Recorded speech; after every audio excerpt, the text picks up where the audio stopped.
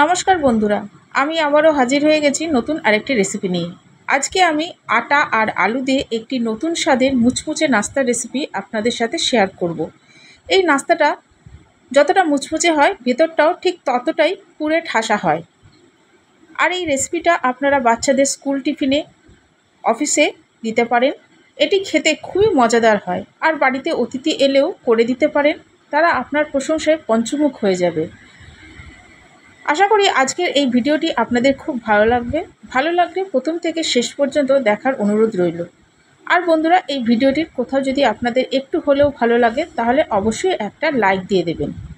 তাহলে চলুন আর দেরি না করে ঝটপট শুরু করে দিই আজকের এই রেসিপিটি। বন্ধুরা, এই রেসিপিটি করার জন্য আমি নিয়ে নেব 1 কাপ পরিমাণ আটা। আমি এখানে আটা দিয়ে করছি স্বাস্থ্যকর করার জন্য, আপনারা চাইলে ময়দা দিয়েও করতে পারেন। এবার এর মধ্যে দিয়ে দিচ্ছি স্বাদ মতো লবণ, সামান্য চিনি আর 1 টেবিল চামচের একটু বেশি সাদা তেল। এগুলো আমি সবই ময়াম হিসেবে ব্যবহার করছি।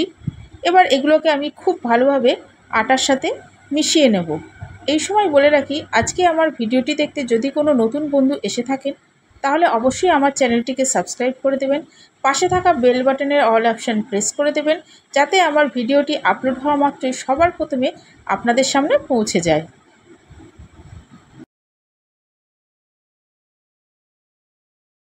দেখুন, আমি আটার ময়ানটা খুব সুন্দরভাবে করে নিয়েছি। এবার এর মধ্যে আমি ঈষদুষ্ণ জল দিয়ে মেখে নেব। বন্ধুরা, আপনারা যখন এরকম আটা ময়দা মাখবেন তখন সবসময় ঈষদুষ্ণ জলটা ব্যবহার করবেন, তাহলে ডোটা খুব নরম তৈরি হবে। দেখুন, আমি অল্প অল্প করে জল দিয়ে মেখে নিচ্ছি। একেবারে বেশি জল দিয়ে মাখতে যাবেন না, তাহলে কিন্তু একদম লুজ হয়ে যাবে। অল্প অল্প করে জল দিয়ে আপনারা এটাকে মেখে নেবেন।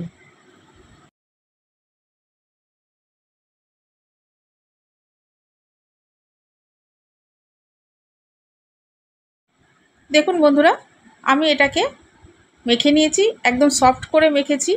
এবার এটাকে আমি কিছুক্ষণের জন্য রেস্টে রেখে দেবো। তবে এটাতে আপনারা রেস্টে না রাখলেও পারেন, যেহেতু গরম জল দিয়ে মাখা হয়েছে। তবে রেস্টে রাখলে দেখতে একটু ভালো লাগে। এরপর আমি একটা কড়াই নিয়ে নিয়েছি। কড়াইয়ের মধ্যে নিয়ে নিলাম 1 টেবিল চামচ মতো সাদা তেল। তেলটা গরম হলে ফোড়নের জন্য দিয়ে দিলাম গোটা জিরে।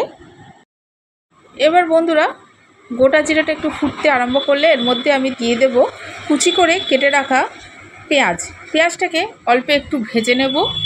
খুব বেশি করে ভাজার দরকার নেই, সামান্য একটু গোলাপি হলেই হবে।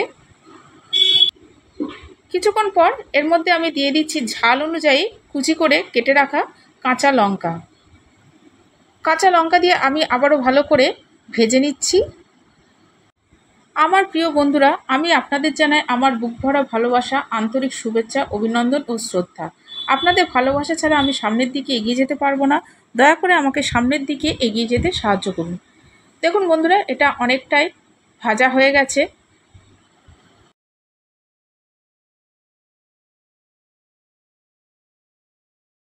এবার আমি এর মধ্যে কিছু মশলা অ্যাড করব।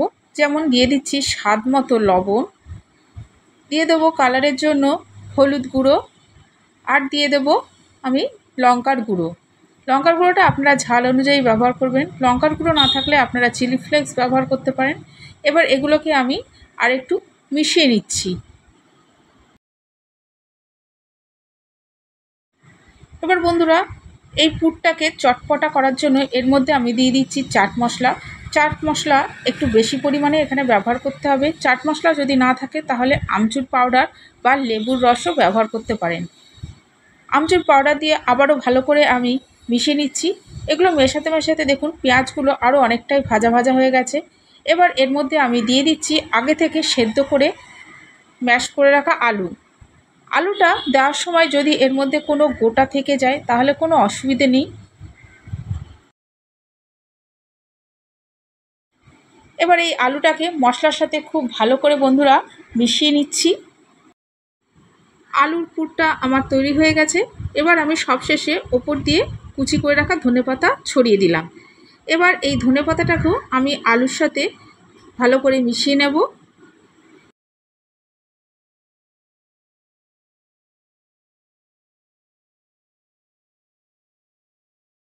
বন্ধুরা, এবার এই আলুর পুরটাকে আমি কিছুটা ঠান্ডা করে নেব। অন্যদিকে আমি আর একটা ছোটো পাত্র নিয়ে নিয়েছি, যেটাতে মেপে আমি আটা নিয়েছিলাম সেটাই। এবার এর মধ্যে আমি দিয়ে দিলাম 2 চামচ পরিমাণ ময়দা। এরপরে অল্প অল্প করে জল দিয়ে আমি একটা থকথকে ব্যাটার তৈরি করে নেব।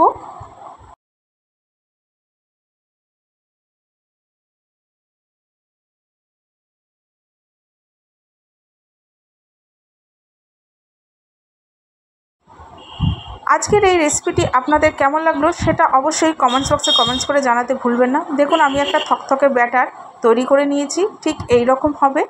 এবার এটাকে আমি সরিয়ে রেখে দিলাম। এরপরে আমি যে আটাটাকে মেখে রেখেছিলাম সেইটা দেখুন অনেকটাই সেট হয়ে গেছে। আমি আরেকটু মেখে মোলায়েম করে নিচ্ছি।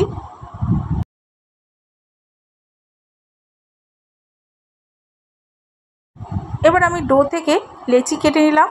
বন্ধুরা, আমি আপনাদের দেখানোর জন্য প্রথমে দুটো নাস্তা করে দেখাবো, তার জন্য 4টে লেচি কেটে নিয়েছি। এবার প্রত্যেকটা লেচিকে আমি একটু বড় সাইজের আর খুব পাতলা করে লুচির মতো বেলে নেব।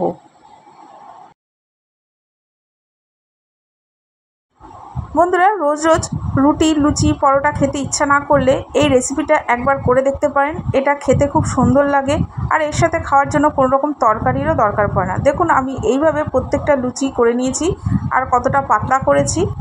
এরপরে বন্ধুরা, এই লুচির মধ্যে আমি দিয়ে দিচ্ছি আগে থেকে করে রাখা সেই ময়দার মিশ্রণটা। ময়দাটা আমি এই লুচির মধ্যে খুব ভালোভাবে লাগিয়ে নেব।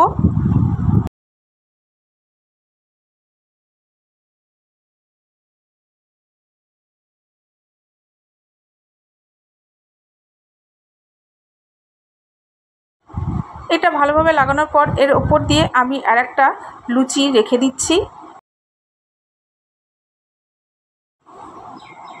এটাকে আমি এইভাবে সেট করে নিলাম। এরপর আমি যে আলুর পুরটা করে রেখেছিলাম একটু বেশি পরিমাণে এর মধ্যে রেখে দিচ্ছি। এরপর দেখুন আমি উল্টে দিচ্ছি। বন্ধুরা দেখুন আমি কিভাবে করছি, আশা করি আপনাদের বুঝতে কোনো অসুবিধা হচ্ছে না। দেখুন এবার ধারটা আমি ওই ময়দার মিশ্রণটা দিয়ে আটকে দেব, যাতে এটা ভাজার সময় পুরোপুরি খুলে না যায়।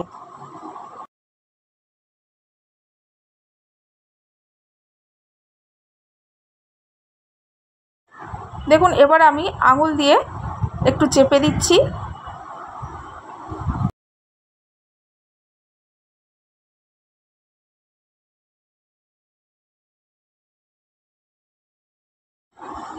এভাবে আমি বাকিগুলোকেও করে নেব।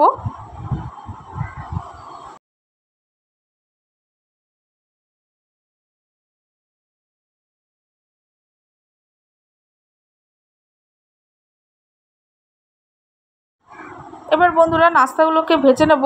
তার জন্য আমি আগে থেকে ফ্রাই প্যানের মধ্যে তেল গরম করে নিয়েছিলাম। তেলটা গরম হয়ে যাওয়ার পর মিডিয়াম ফ্লেমে আমি নাস্তাগুলোকে দিয়ে দিচ্ছি। বন্ধুরা আমি আগেই বলেছি যে আপনাদের দেখানোর জন্য প্রথমে আমি দুটো করে দেখাবো। দেখুন আমার একদিকটা হয়ে গেছে, আমি অপর দিকটা উল্টে দিলাম। আর লেয়ারগুলো আস্তে আস্তে কিন্তু খুলে যাচ্ছে। এটা যতটা ভাজা হবে ধীরে ধীরে দেখবেন লেয়ারগুলো আস্তে আস্তে খুলে যাবে। আর কি সুন্দর ক্রিস্পি হচ্ছে, আশা করি দেখেই বুঝতে পারছেন। দেখুন আমি আপনাদের হাতায় করে তুলে দেখাচ্ছি, লেয়ারগুলো আস্তে আস্তে হাঁ হয়ে যাচ্ছে।